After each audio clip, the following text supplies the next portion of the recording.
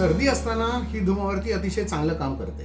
म्हणजे जेव्हा running nose आपण म्हणतो, रायनायटिस म्हणतो, सायनस म्हणतो, सायनुसायटिस म्हणतो, अशा अवस्थेमध्ये ही वात खूप चांगलं काम करते. म्हणजे याच्यामुळे नाकातनं पाणी येणं, डोळे जड होणं, डोकं जड होणं, आवाज बदलणं, घशामध्ये कफ अडकल्यासारखं वाटणं, डरकल येणं पण बाहेर काढता येत नाही अशी अवस्था होणं, छातीवर दाब आल्यासारखं वाटणं, अशी अवस्था जेव्हा असते तेव्हा ही वात जी आहे, धुराची वात, ही अतिशय चांगलं काम करते. नमस्कार. आपण आता धूमवरती कशी बनवायची ते पाहणार आहोत. त्यासाठी लागणारं साहित्य: त्रिकटू पावडर, ज्याच्यामध्ये सुंठ, मिरी आणि पिंपळी समभाग आहे, वेखंडाची पावडर, सुंठ पावडर आणि त्रिफळा पावडर, आणि त्याच्याबरोबर हळदीची पावडर. ही सगळी आपण वजनी प्रमाणात एकत्र न घेता आकाराच्या प्रमाणात घेतली आहे. सगळी एक एक चमचा एकत्र घेतलेली आहे. ह्याला सगळं मिक्स करण्यासाठी एक पातेलं लागेल, एक चमचा लागेल, मिक्स करण्यासाठी पाणी लागेल,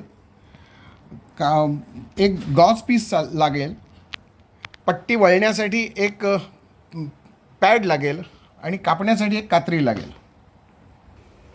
आता आपण ही सगळी चूर्ण जी आहेत ही सगळी एकत्र करून घेऊया. आपल्याला धूमवरती अशा पद्धतीने तयार करायची आहे. ही जी धूमवरती आहे ह्याचा वापर कसा करायचा हे आपण नंतर दाखवणार आहोत. आपल्याला अशा पद्धतीने घरी धूमवरती म्हणजे धूर तयार करणारी वात आपल्याला तयार करायची आहे. तर ही कशी तयार करायची ते आता आपण बघणार आहोत. ह्या वातींचं स्वरूप आपल्याला द्यायचं आहे. आपण ह्या सगळ्या पावडरी एकत्र करून घेऊया. हे मी त्रिकटू पावडर घेतोय, ही मी वेखंडाची पावडर घेतोय. आता ह्या सगळ्या पावडरी तुमच्याकडे नसल्या, आत्ता घरी नसल्या, तर ह्याच्यातलं जे मिळेल ते द्रव्य तुम्ही वापरलं तरी चालेल. सुंठ घेतली, त्रिफळा चूर्ण घेतलं आणि हळद घेतली. यामध्ये जर तुम्हाला तुमच्याकडे त्रिकटू पावडर तुम्हाला मिळाली नाही, वेखंड मिळाली नाही, तरी काही अडचण नाही आहे. तुम्हाला याच्यातलं जे मिळेल ते औषध घ्या. हे सगळं एकत्र करा. याच्याबरोबर समजा एखादं औषध मिळालं नाही तर याच्यात तुम्ही ओवा घालू शकता, किंवा दालचिनीची पावडर घालू शकता, किंवा वेलचीची पावडर घालू शकता, किंवा लवंगाची पावडर घालू शकता. आणि हे सगळं चूर्ण नीट एकत्र करून घ्यायचं आणि याच्यात जेवढं आवश्यक आहे तेवढं पाणी मिक्स करत जायचं.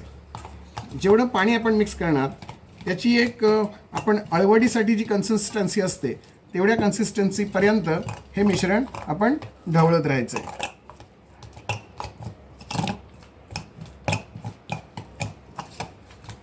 ह्याच्यात अजून पाणी लागेल. थोडंसं पाणी आपण आणखीन वाढवून घेऊया.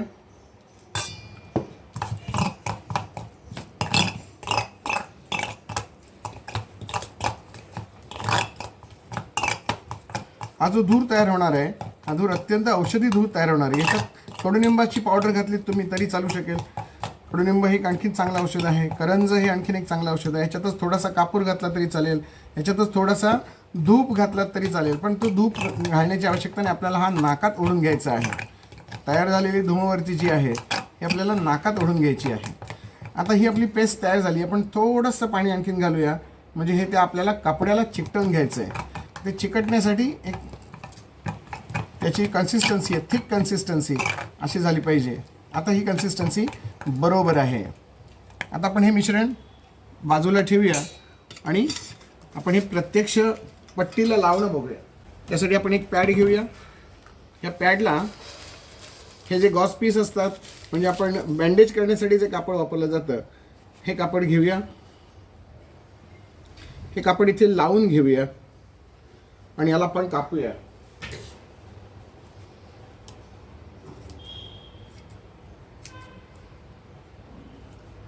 ही एक पट्टी झाली. अशीच दुसरी पट्टी आपण लावून घेऊ आणि ही कापायची. आता आपलं जे तयार झालेलं मिश्रण आहे, हे जे आपलं तयार झालेलं मिश्रण आहे हे आपण या पट्टीवर जशी अळवडी करतात त्या पद्धतीमध्ये हे मिश्रण लावून घ्यायचं आहे. चमच्याने लावलं तरी चालेल.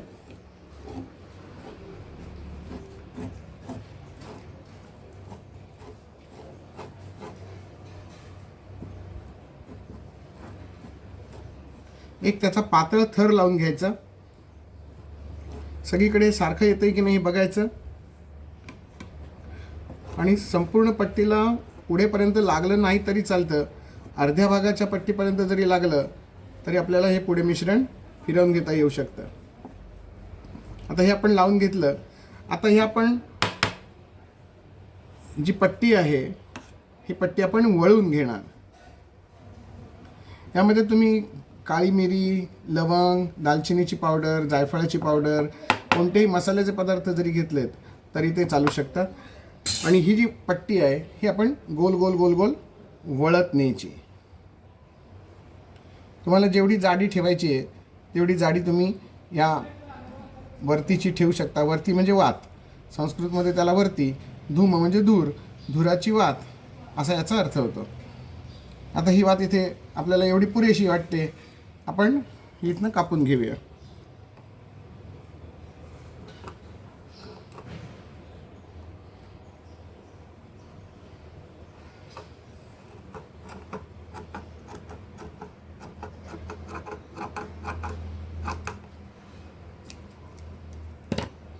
आता ही वात इथे आपली तयार झालेली आहे.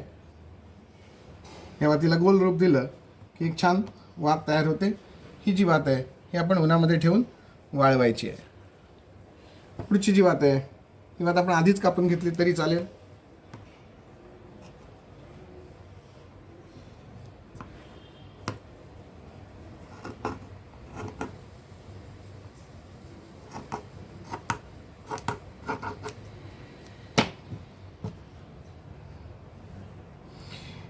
ही वात अशीच उभीच गुंडाळत नेली पाहिजे असं नाही आहे की तुम्ही तिरपी गुंडाळत गेलात तरी चालू शकतं. अशी गुंडाळी तरी चालेल. फक्त याचं पुढचं टोक जे आहे हे थोडंसं लहान होत जातं. सरळ सरळ घेतले तर चारी बाजूला इव्हन होतं. याच्यात फक्त मधल्या बाजूला जाड होईल आणि साईडला पातळ होईल.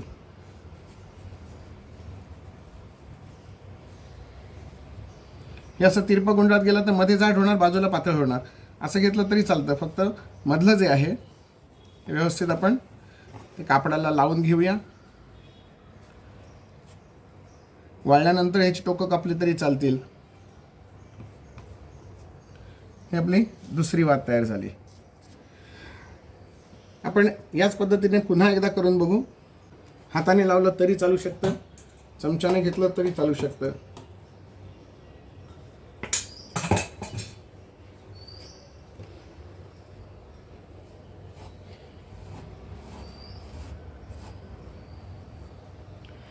छोटे छोटे तुकडे करून लावून घेतलं तरी चालतं. साधारणपणे 2.5 बाय 2.5 इंचाचा एक तुकडा करून घेतला तरी चालेल.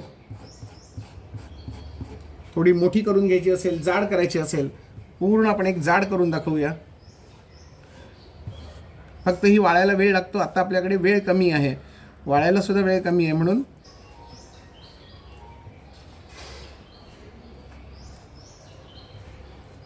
आपण आता पूर्ण पट्टीला लावून घेतलं आणि आपण ही गोल गोल गोल गोल फिरवून घेऊ. चारी दिशेला ती सारख्या प्रमाणामध्ये वळली जाईल.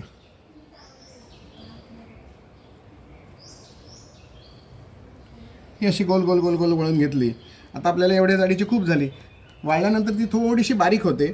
आपण इथनंही कापून घेऊया.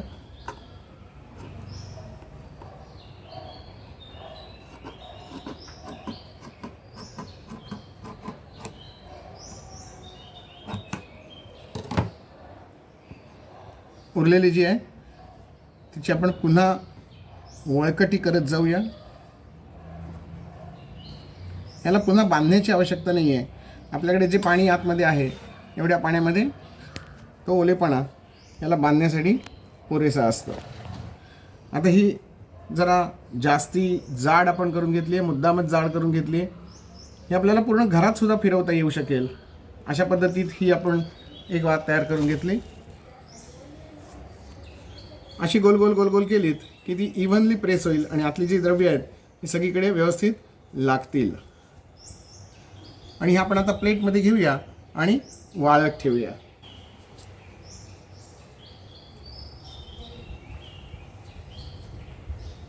आता ही उन्हामध्ये वाळत ठेवली की 1-2 उन्हं याला लागली ना कडकडीत की छानपैकी वाळून निघते. आता आपण ही धुमवरती कशी वापरायची हे बघूया. जी आपली वाळलेली धुमवरती असेल ती या पद्धतीमध्ये तयार होऊन मिळेल. एवढी कडक तयार झालेली असते. थोडीशी बारीक होते, जाड घेतली तर जाडही होईल. आपण एक तेल घेणार आहोत. हे जे तेल आहे हे मी आता खोबरेल तेल घेतलं आहे, परंतु इथे तुम्ही कडुनिंबाचं तेल घेऊ शकता, करंज तेल घेऊ शकता, जे जंतुनाशक तेल आहे. एरिंडेल तेलसुद्धा चांगलं आहे, तीळ तेलसुद्धा चांगलं आहे, शेंगतेलसुद्धा चालेल, परंतु जेवढं जंतुनाशक औषध जास्ती असेल तेवढं अधिक चांगलं. किंवा याच तेलामध्ये थोडासा कापूर घालून कापराचं तेल तयार केलं तरी चालेल. आणि पुढचं जे टोक आहे, एवढं टोक फक्त या तेलात बुडेल. एवढ्याच प्रमाणामध्ये हे वर पुढचं टोक जे आहे हे बुडवून घ्यायचं आणि नंतर माचीसने ही वात पेटवायची. ही सुरुवातीला ज्योतीसारखी जळेल जोपर्यंत आत तेल आहे, आणि हे तेल त्याच्यावरचं संपलं की हे उदबत्तीसारखं जळायला लागेल. आणि हे जेव्हा उदबत्तीसारखं जळायला लागतं, पुढच्या 1 मिनिटामध्ये ह्याला निखारा कोळसा धरेल आणि आता आपण ती वात विझवणार. आता ह्याच्यातनं धूर येतोय. हा धूर आपल्याला औषधी नाकात घ्यायचा आहे. आता हा औषधी धूर नाकात येण्यासाठी काय करायचं तर एक नाकपुडी बंद करायची आणि त्याला कव्हर करायचं आणि हा धूर इकडे तिकडे जाऊ नये, वाऱ्याने उडू नये यासाठी या नाकातनं हा धूर आत ओढून घ्यायचा. नाकातनं धूर ओढत असताना अत्यंत सावकाश घ्यायचा. ह्या धुराचा ठसका बसू शकतो, डोळ्यात जाऊ शकतो. एकदम धूर घेऊ नका. सुरुवातीला थोडासा असा हाताने घेतला तरी चालू शकेल आणि नंतर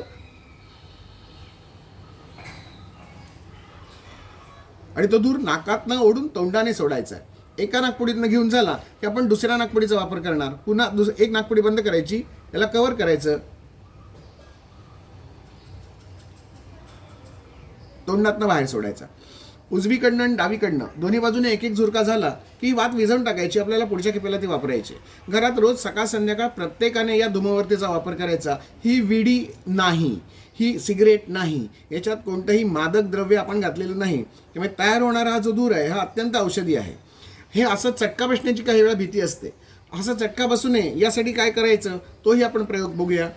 कुठच्या तरी जागी ही खुपसून ठेवायची आणि कागदाचा असा द्रोण तयार करायचा, ज्याला इथे वर भोक असेल, आणि हा द्रोण या कागदाचा शंकू केल्यानंतर जिथनं धूर येतो तिथे हा जर धरला तर थोड्या वेळामध्ये वरच्या बाजूने हा धूर वर यायला लागतो आणि या वर येणाऱ्या कागदाच्या शंकूच्या कागदाच्या वरच्या टोकाला आपलं नाक लावलं तरी सुद्धा नाकात धूर जायला खूप मदत होत असते.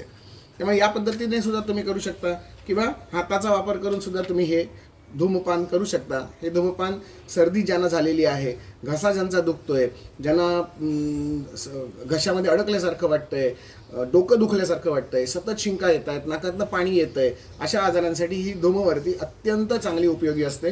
ह्याला कोणताही साईड इफेक्ट नाही. साईड इफेक्ट एकच, डोळ्यातनं पाणी येतं नंतर, आणि लगेच काही वेळा काही जणांना ठसका लागण्याची शक्यता असते कारण या अशा धुराची सवय नसते. परंतु हा धूर नाकाने घ्यायचा आणि तोंडाने सोडायचा. चुकूनही तोंडाने घेऊन नाकाने सोडू नका. जी विडीची ॲक्शन आहे या पद्धतीमध्ये स्टाईल म्हणून ठीक आहे, परंतु ही तोंडाने कधीही धूर घ्यायचा नाही आहे आणि नाकाने सोडायचा नाही आहे. धूर नाकाने आत घ्यायचा आणि तोंडाने सोडायचा, एवढं लक्षात ठेवा.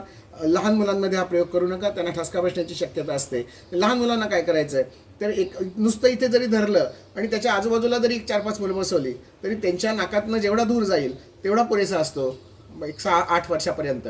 8 वर्षानंतर त्यांना समज येत असते. मग त्यांना युक्तीने अशा पद्धतीने हा धूर नाकात घ्यायला शिकवला पाहिजे. सर्दी असते त्याच वेळेला हे वापरायचं. सर्दी नसली तर हे वापरण्याची आवश्यकता नाही आहे. सर्दी असताना ही धूमवर्ती अतिशय चांगलं काम करते. म्हणजे जेव्हा रनिंग नोज आपण म्हणतो, रायनायटिस म्हणतो, सायनस म्हणतो, सायनुसायटिस म्हणतो, अशा अवस्थेमध्ये ही वात खूप चांगलं काम करते. म्हणजे याच्यामुळे नाकातनं पाणी येणं, डोळे जड होणं, डोकं जड होणं, आवाज बदलणं, घशामध्ये कफ अडकल्यासारखं वाटणं, डरकल येणं पण बाहेर काढता येत नाही अशी अवस्था होणं, छातीवर दाब आल्यासारखं वाटणं, अशी अवस्था जेव्हा असते तेव्हा ही वात जी आहे, धुराची वात, ही अतिशय चांगलं काम करते. या वातीचा लहान मुलांमध्ये वापर करताना जरा सावधगिरी बाळगायची आपण सांगितलंय. मोठ्याने वापरताना ही अवश्य वापरावी. दिवसातनं 2 वेळा 3 वेळा, जशी आपली सिव्हिरिटी असेल तशी 3 वेळा. साथीचे रोग ज्यांना होत आहेत किंवा आता ज्यांना कंटिन्युअस रनिंग नोज, खूप सर्दी आहे, त्यांनी ही दिवसातनं 3-4 वेळा वापरले तरी चालेल. फक्त एका वेळेला एकच झुरका घ्या आणि थांबा. आपली आहे दिसते चांगली स्टाईलमध्ये म्हणून आपली ओढत राहायची असं करण्याची आवश्यकता नाही आहे. आपलं काम झालं की ही विझवायची आहे, एवढं लक्षात ठेवा. सुकी सर्दी जर असेल तर सुक्या सर्दीला मात्र ही वात वापरूया नको, ह्याने जास्ती त्रास होतो. ज्यांना पित्ताचा त्रास आहे त्यांनी सुद्धा ह्या धुरापासून, या अग्नीपासून थोडंसं सावध राहायचं. ज्यांना खूपच पित्ताचा त्रास आहे पण सर्दी पण खूपच आहे, त्यांनी ह्या तेलाच्या ऐवजी तुपात ती बुडवावी आणि मग नंतर वापरावी. मधाचा वापर सुद्धा केला तरी खूप चांगलं होतं. मधही चांगला तेलाप्रमाणे जळत असतो. ओरिजिनल मध जर असेल तर त्या मधातही बुडवा. ज्यांना कफ खूप झालेला आहे, डरकल खूप येतंय, पांढऱ्या रंगाचे बडके पडतायत, अशा रीतीने जेव्हा डोक्यात साठलेला असतो तेव्हा ही वात मधात बुडवावी आणि ती पेटवावी आणि त्याचा धूर ओढून घ्यायला काहीच हरकत नाही. ही जी धूमवरती आहे, ह्या धूमवरतीचा आणखीन काय वापर करता येऊ शकेल? आणखीन एक वापर करता येतो. हे वैयक्तिक धूमपानासाठी मी सांगतोय, म्हणजे माझ्या स्वतःसाठी किंवा कुटुंबातल्या माणसांसाठी. ह्याच्यातली जर आणखीन वात जर जाड केली आणि ही पेटवली आणि संपूर्ण घरात जर फिरवली तर धूप कांडी या स्वरूपात नाही होणार? होते, निश्चितपणे होते. घरातल्या अगदी छोट्या छोट्या जागा ज्या असतात ह्या जागांच्या मध्ये हा धूर आपण नेऊन ठेवला तर तिथे निश्चितपणे बेसिनच्या खालची जागा असते, तिथे झुरळं खूप असतात, तिथली झुरळं नाहीशी व्हायला मदत होते. कपाटं, सिंक असतं, सिंकच्या आतल्या बाजूला किंवा कपाटं जी असतात, ओट्याच्या खाली जी केलेली कपाटं असतात त्यांच्या मागच्या बाजूला हा धूर जाणं आवश्यक असतो, तिथे जाऊ शकतो. बाथरूममध्ये नेऊन सगळीकडे फिरवून घ्या, संडासमधनं हे सगळं फिरवून घ्या. आणि जिथे जिथे छोट्या छोट्या जागा असतात, बेडच्या खाली जिथे डास साठून राहतात, कोपरे असतात, पडद्यांच्या मागे जागा असतात, इथे जंतू साठण्याची शक्यता जास्ती असते. अशा कोपऱ्यांमध्ये सुद्धा ह्याच्यातली मोठी वात जर फिरवली तर तिथला जंतुनाश देखील होत असतो. शक्यतो जंतू ही घरात येण्याची वेळ ही सायंकाळची सांगितलेली आहे, त्यामुळे संध्याकाळी 6, 6:15च्या दरम्यान जर आपण असा धूप घरात सगळीकडे फिरवला तर निश्चितपणे चांगला फायदा होतो. घरातले जीवजंतू सगळे नाहीसे होतात. रात्री झोपण्यापूर्वी पुन्हा एकदा सगळ्या खोल्यातनं, जिथे आपण झोपणार आहोत ह्या खोल्यातनं हा धूर फिरवावा आणि दार खिडक्या बंद करून घ्यावी पुढच्या 5 मिनिटांमध्ये. म्हणजे जे खोलीतले जीवजंतू असतात हे ना बाहेर जायला मार्ग द्यावा आणि मग हे सगळं करावं. त्याचाही परिणाम निश्चितपणे चांगला. ह्याला जर तुम्हाला काही फ्लेवर द्यायचा असेल, फ्लेवरसुद्धा देऊ शकता. जे आपण मिश्रण केलेलं आहे याच्यामध्ये संत्र्यांच्या सालीची पावडर, मोसंब्यांच्या सालींची पावडर अशी जर मिक्स केली तर त्याला तसाही फ्लेवर येईल. लिंबाची पानं वापरली तरी चालतील, कडुनिंबाची पानं वापरली तरी चालतील. आता कडुनिंबाचं तेल जसं विकत मिळतं तसं lemon oil, lemon grass oil असं सुद्धा विकत मिळतं. ते जर याच्यावर 2 थेंब टाकलं तरी सुद्धा खूप छान वास येत असतो. तुम्हाला आवडत असेल अत्तराचा वापर केला तरी चालू शकेल. मग गुलाबाच्या अत्तरात बुडवा किंवा केवड्याच्या अत्तरात बुडवा किंवा मोगऱ्याच्या सेंटमध्ये बुडवा, त्याचाही फ्लेवर येईल. एकाच वेळेला आपल्याला वातावरण निर्मिती पण चांगली होईल, जंतुनाश देखील होईल, कोरोनासारखे बॅक्टेरिया व्हायरस घरातही येणार नाही आहेत, स्वतःलाही प्रसन्न वाटेल, आपणही शुद्ध होऊ, वातावरणही शुद्ध ठेवू. अशीच वात आपण हॉस्पिटलच्या आवारामध्ये फिरवून आणावी. एस.टी. स्टँड जिथे खूप गजबजलेली जागा आहे, इथे अशा पद्धतीने जर आपण म्युन्सिपाल्टीमार्फत, ग्रामपंचायतीमार्फत असं जर आपण काही हे छोटं हवन आहे, मिनी हवन आहे असं जरी केलं तरीसुद्धा त्याचे फायदे आपल्याला निश्चित चांगले मिळतात. आपण धूप पेटवूया, सगळीकडे फिरवूया, आपण निरोगी राहूया, सर्व जगाला निरोगी करूया. जय आयुर्वेद, जय भारत.